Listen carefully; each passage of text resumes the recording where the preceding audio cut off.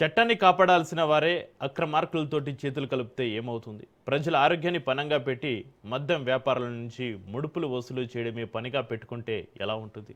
అనంతపురం జిల్లా సింగనమల నియోజకవర్గంలో ఎక్సైజ్ అధికారుల తీరు ఇప్పుడు ఇదే విషయాన్ని స్పష్టం చేస్తుంది.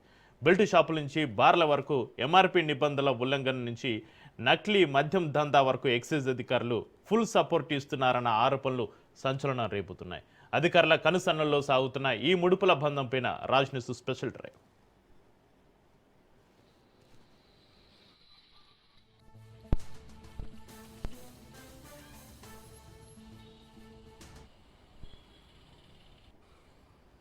సింగనమల నియోజకవర్గంలో మద్యం వ్యాపారుల ఆగడాలకు హద్దు అదుపు లేకుండా పోయింది.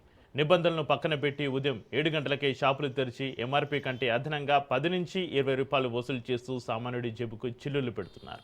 ప్రజలు ప్రశ్నిస్తే అధిక ధరలకు అమ్మితే కొనడం మానేయండి అని ఎక్సైజ్ అధికారులు ఇచ్చే ఉచిత సలహాలు వారి నిర్లక్ష్యానికి నిదర్శనం. నియోజకవర్గంలోని గ్రామాల్లో బెల్ట్ షాపులు విచ్చలవిడిగా సాగుతున్నాయి. నామకే వాస్తే దాడులు చేసి సీజ్ చేసిన మద్యాన్ని మళ్లీ అక్రమంగా విక్రయిస్తున్నారనే తీవ్రమైన ఆరోపణలు వినిపిస్తున్నాయి.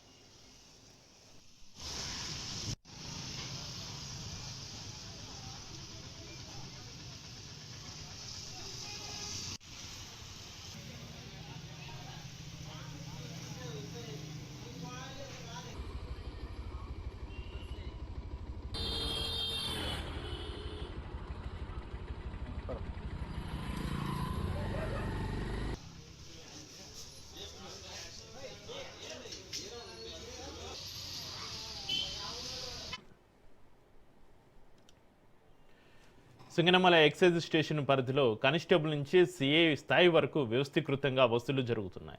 ఒక్కో షాప్ నుంచి నెల ముడుపులు అందడం వల్ల అక్రమాలు జరిగినప్పుడు అధికారులు అటువైపు కన్నెత్తి చూడడం లేదు. విశ్వసనీయ సమాచారం ప్రకారం స్టేషన్కు నెల 20 నుంచి 25 వేలు, ఉన్నత స్థాయి అధికారులకు కూడా పర్సంటేజ్ల రూపంలో భారీగా ముడుపులు చేరుతున్నాయి.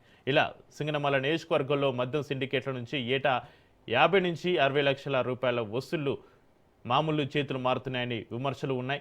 బుక్కరాయ సముద్రం ఎక్సైజ్ పోలీస్ స్టేషన్లో పనిచేసే కొందరు అధికారులు ఈ అక్రమ వసూళ్లతోటి విలాసవంతమైన జీవితాన్ని గడుపుతున్నారని, అయినప్పటికీ ఏసీబీ అధికారులు స్పందించడం లేదని స్థానికులు మండిపడుతున్నారు.